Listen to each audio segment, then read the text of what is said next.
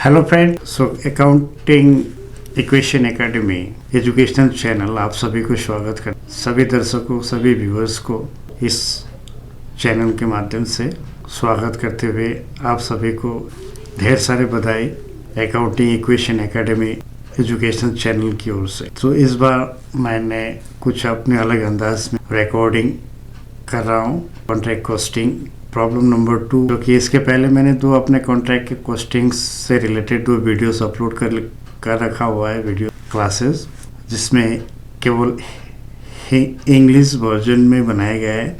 इसे मैं कुछ नए अंदाज में हिंदी वर्जन में बनाने जा रहा हूँ।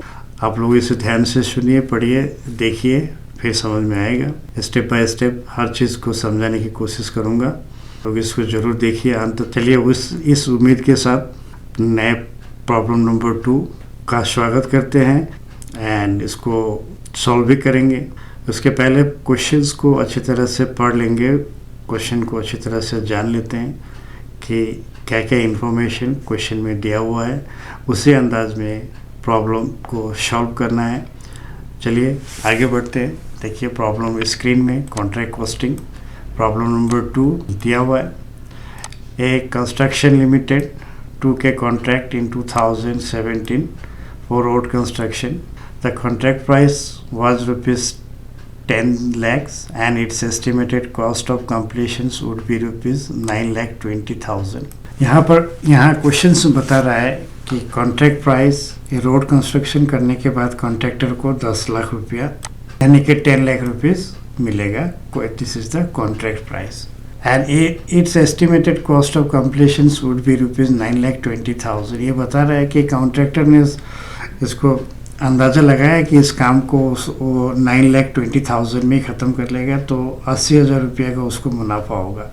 हालांकि ये एक एस्टिमेटेड है, इससे कोई क्वेश्चन के सोल्यूशन में कोई फ़र्क नहीं पड़ेगा, ये ऐसे ही दे रखा हुआ है, इससे क्वेश्चन के सॉल्यूशन से कोई लेना देना नहीं है। Eight the end of 2017 the company has received rupees 3,60,000 representing 90% of work certified, work not yet certified had cost rupees 10,000। Contract costing के रूल्स के मुताबिक कॉन्ट्रैक्ट कॉस्टिंग में जैसे जैसे काम को एडवांस होगा उसी हिसाब से कॉन्ट्रैक्टर उसको पेमेंट करते हैं। जैसे कि यह कंपनी यहाँ बताया हुआ कि construction company receive rupees 3,60,000 representing 90% of work certified. ये जो 90% मतलब जो जितने भी वर्क सर्टिफाइड हुआ है उसका 90% रुपया कॉन्ट्रैक्टर को देगा। उसी साल से इसी प्रकार से अगला साल भी जब जितना वर्क सर्टिफाइड होगा उसी वर्क का 90% 80% कॉन्ट्रैक्टर। ये जो एक अंदाज़ा, ये जो कॉन्ट्रैक्ट वर्क जैसे जैसे आगे बढ़ेगा उसे हिसाब से कॉन्ट्रैक्टर को पेमेंट करता है, जो कि इंस्टॉलमेंट में पेमेंट। तो अभी ये जो फर्स्ट इंस्टॉलमेंट है 3,60,000 कॉन्ट्रैक्टर को मिला, जितना वर्क सर्टिफाइड हुआ है उसका 90%। तो अभी ये पता नहीं चल रहा है कि कितना वर्क सर्टिफाइड हुआ, तो इसको कैलकुलेशंस करने का कैसे कैलकुलेशन किया जाता है उसको दिखाया गया है सॉल्यूशन के अंत में। उसको मैं सॉल्यूशन में उसको फिर बताऊंगा कि जो 3,60,000 से वर्क सर्टिफाइड को वैल्यू कैसे कैलकुलेशन किया जाता है, और इस बीच में वर्क सर्टिफाइड का मतलब होता क्या है उसको भी थोड़ा समझ लेते हैं। सर्टिफिकेट और work done in contract works a surveyor और एन आर्किटेक्ट और civil engineer is appointed to periodically visit the site for inspection of the work completed. He will issue a certificate mentioning the stage of completion of work and the value of the work completed to the date of issue of certificate. The payment will be released to the contractor by the contractor based on the said certificate. तो इस तरह से एक certificate होता है जिसको इसी को बोला जाता है वर्क सर्टिफाइड। तो सिविल इंजीनियर या सर्वेयर जो कितना पार्ट काम कंप्लीट हो चुका है उसको एक सर्टिफाई करते हैं, जिससे बोला जाता है वर्क सर्टिफाइड।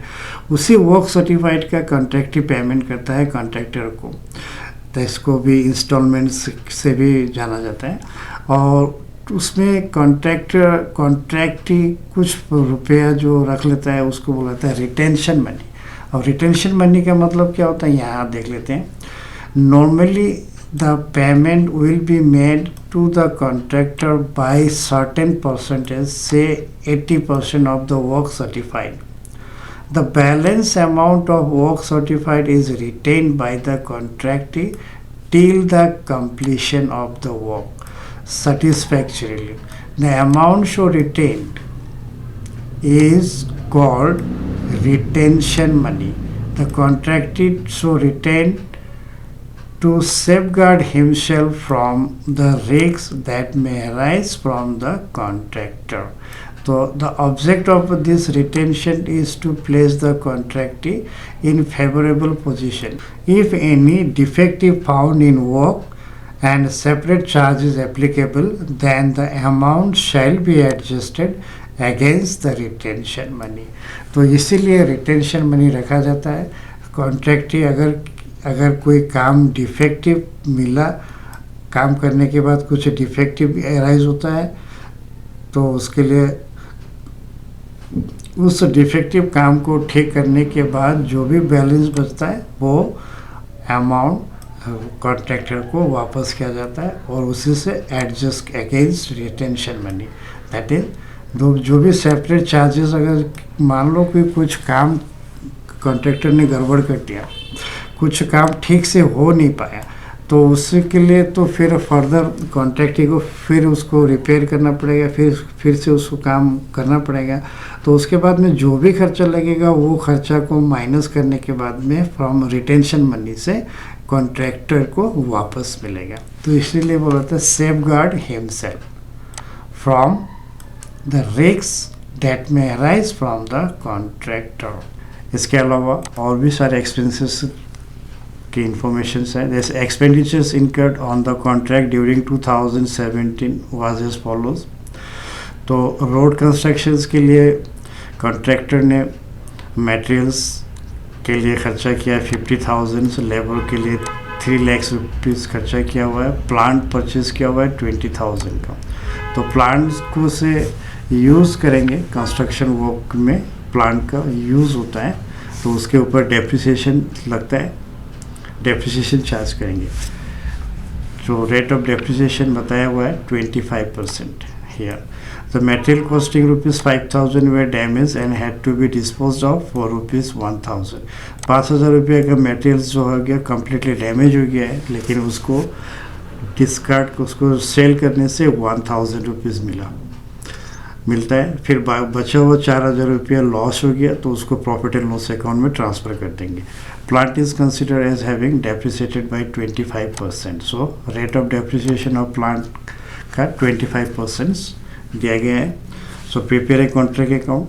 तो सॉल्यूशंस है इस तरह से, सॉल्यूशंस जो कि हम लोग मटेरियल्स खर्चा हुआ है, तो 50,000 लेबर के लिए खर्चा हुआ है 3 लाख, प्लांट के लिए खर्चा हुआ है 20,000। उसके बाद प्रॉफिट एंड लॉस अकाउंट जो कि अभी मैंने बताया, 5,000 का मटेरियल से डैमेज हो गया, उसमें से 1,000 रुपया डिस्पोज किया हुआ यानी कि सेल किया हुआ, बाकी 4,000 रुपया लॉस हो गया, तो उसको प्रॉफिट एंड लॉस अकाउंट में ट्रांसफ़र करेंगे, लॉस ऑन मटेरियल से डैमेज। और 1,000 रुपया जो सेल करके पैसा मिला हुआ है, दैट इज इसको 1,000 बैक। सो डैमेज मटेरियल्स को सेल करके 1,000 कंपनी को मिला है, वो 1,000 रुपीज़ कॉन्ट्रैक्ट अकाउंट में क्रेडिट करेंगे बाय बैंक अकाउंट। उसके बाद में कॉन्ट्रैक्ट तो फुल्ली कंप्लीट हो नहीं पाया दिस फाइनेंशियल ईयर में, 2007 में पार्शियली कंप्लीट हुआ। अगर देखा जाए तो कॉन्ट्रैक्ट अकाउंट कॉन्ट्रैक्ट वर्क केवल 40% वर्क से कंप्लीट हो पाया इस साल। कैसे पता चलेगा कि इसको कैसे, किस हिसाब से इसको कैसे कैलकुलेशन करेंगे, तो इसको जानने के लिए यहाँ है percentage of work completion of contract work. तो 4 लाख रुपया यानी कि 4 लाख रुपीज़ का वर्क सर्टिफाइड है, टोटल कॉन्ट्रैक्ट प्राइस 10 लाख है, तो इसको रिजल्ट आ गया 40%। इस तरह से 40% से वर्क यानी कि 100% से केवल 40% वर्क ही कंप्लीट हो पाया, बाकी 60% वर्क अगले साल में कंप्लीट होगा या उससे अगले साल में। ये केवल कॉन्ट्रैक्टर के ऊपर ही निर्भर करता है कि कितनी स्पीड से वो काम को कंप्लीट कर पाता है। तो इस तरह से तो वर्क सर्टिफाइड को हमको यहाँ लिखना है 4 लाख रुपया, 4 लाख रुपीज़। उसके बाद अनसर्टिफाइड दिया हुआ है क्वेश्चन में वो 10,000 रुपीज़, तो 4,10,000 रुपया। तो प्लांट का डेप्रिसिएशन बताया था 20,000 का, 20,000 का 25% 5,000। उसके बाद बैलेंस जो आया 15,000। ये अब नेक्स्ट जितने भी खर्चेज हैं डेबिट साइड में मटेरियल्स, लेबर, प्लांट खर्चा। उसके बाद क्रेडिट साइड में जो मटेरियल्स बचा हुआ है और जो काम वर्क इन प्रोग्रेस में है, यानी कि 4,10,000 रुपया वर्क इन प्रोग्रेस में आ गया। बाकी अभी 10 लाख में से 4 लाख यानी 5,90,000 रुपया का काम करना अभी और बाकी है। बैलेंसिंग ऑफ अकाउंट्स को बैलेंस करना है। सभी खर्चा जो भी इंफॉर्मेशंस कॉन्ट्रैक्ट अकाउंट से रिलेटेड है उसको ट्रांसफ़र करने के बाद अब बैलेंस करेंगे, उसको टोटल करेंगे, तो डिफरेंस जो है और नोशनल प्रॉफिट में ट्रांसफ़र करेंगे, क्योंकि इस साल कॉन्ट्रैक्ट जो फुल्ली कंप्लीट नहीं हो पाया है तो नोशनल प्रॉफिट में बैलेंस को ट्रांसफ़र करेंगे। तो देखा जाए तो क्रेडिट साइड में ज़्यादा है डेबिट साइड से, 4,000 plus 1,000 5,000 4,15,000 15,000। So total grand total 4,30,000 credit side and debit side is 4 lakh. Debit side में 3,70,000। So 4,30,000 minus 3,70,000, so difference is 60,000। ये हो गया नोशनल प्रॉफिट में कैरी डाउन। नोशनल प्रॉफिट को टर्म्स यूज़ करते हैं और उसको डिफरेंस तो फिर कॉन्ट्रैक्ट अकाउंट को एक्सटेंशन करेंगे by notional profit brought down 60,000 से। तो इस तरह से अभी notional profit to profit and loss account, ये जो नोशनल प्रॉफिट मिला, क्योंकि नोशनल प्रॉफिट तभी लिखा जाता है जब कॉन्ट्रैक्ट वर्क फुल्ली कंप्लीट नहीं हो पाता है। लेकिन अकाउंटिंग ईयर्स को हम लोग को जो at the end of the accounting year में जब अकाउंट्स स्टेटमेंट प्रिपेयर करते हैं, account is to be prepared at the end of the financial year, account is to be prepared and the contractor has prepared this contract account and to know the progress of the contract work. So it is helping to understand. And the notional profit, so as I told you that the notional profit cannot be here, we cannot write the profit and loss account until and unless the contract work is fully completed, and in this case the contract work is only 40% has been completed, remaining 60% is still incomplete. तो इस तरह से देखा जाए तो notional profit कब लिखा जाता है, जब हम लोग को जब कॉन्ट्रैक्ट वर्क कंप्लीट नहीं हो जाता है किसी अकाउंटिंग पीरियड में, तो उसको नोशनल प्रॉफिट के नाम से जाना जाता है। दैट इज़ की एंटिसिपेटेड प्रॉफिट के हिसाब से। तो यहाँ से हम लोग कुछ अंदाज में contract account contract costing rules बताता है कि अगर काम प्रॉफिट एंड लॉस अकाउंट में कितने अमाउंट ट्रांसफ़र करेंगे, तो 18,000 रुपीज़ हम प्रॉफिट एंड लॉस अकाउंट में ट्रांसफ़र करेंगे। कैसे, इस जो रूल्स है, अगर 25% से ज़्यादा 50% से कम तो 1/3 इन नोशनल प्रॉफिट का। उसके बाद में in proportion to cash receive by work certified, यानी कि ये कैश रिसीव 90% को इससे मल्टीप्लाई करेंगे, ये 90% 90/100 से मल्टीप्लाई करेंगे। उसके बाद में जो भी वैल्यूज़ आता है वो हो गया प्रॉफिट एंड लॉस अकाउंट। सो 18,000 रुपया को केवल 18,000 rupees he profit and loss account में ट्रांसफ़र कर सकता है, यानी कि 18,000 रुपीज़ ही प्रॉफिट किया दिस प्रोग्रेस कंटेंट। और बचा हुआ पैसा जो 42,000 यानी कि 60,000 माइनस 18,000 बैलेंस 42,000, ये 42,000 को कॉन्ट्रैक्टर कंटिजेंसी रिजर्व में ट्रांसफ़र किया जाना। तो work value of work certified कैसे कैलकुलेशन किया जाता है, यह है cash receiving 90% of work certified 3,60,000। तो value of work certified is what is the 100%, 100% is 4 lakh, तो 4 लाख का 90% 3,60,000 ये अमाउंट मिला है कॉन्ट्रैक्टर को। 10% कॉन्ट्रैक्टर ने रिटेंशन करके रखा हुआ है, और जो 10% का कॉन्ट्रैक्टर ने जो रिटेन करके रखा हुआ है वो after completion of the contract, जब कॉन्ट्रैक्ट का सब पूरा काम कंप्लीट हो जाएगा तो सभी तरफ से ओके होने के बाद ही कॉन्ट्रैक्टर को रिटेंशन मनी मिलेगा। तो percentage of completion of contract work को इसी तरह से कैलकुलेट किया जाता है। Certified work certified divided by contract price multiplied by 100। So result जितना भी आ रहा है 40%, तो उसी हिसाब से नोशनल प्रॉफिट का कुछ हिस्सा प्रॉफिट एंड लॉस अकाउंट को ट्रांसफ़र करेंगे। तो इस साल कॉन्ट्रैक्ट कॉस्टिंग से केवल कॉन्ट्रैक्ट अकाउंट से केवल 18,000 ही प्रॉफिट को मानकर चलेंगे इस साल के लिए। तो इस बात है कॉन्ट्रैक्ट अकाउंट, ठीक है। तो इसी तरह से आप लोग ये इसको कॉपी कीजिए, अपने दोस्तों के साथ शेयर कीजिए, लाइक कीजिए। तो वीडियो देखने के लिए बहुत बहुत धन्यवाद। मिलते हैं फिर अगले वीडियो में। जय हिंद।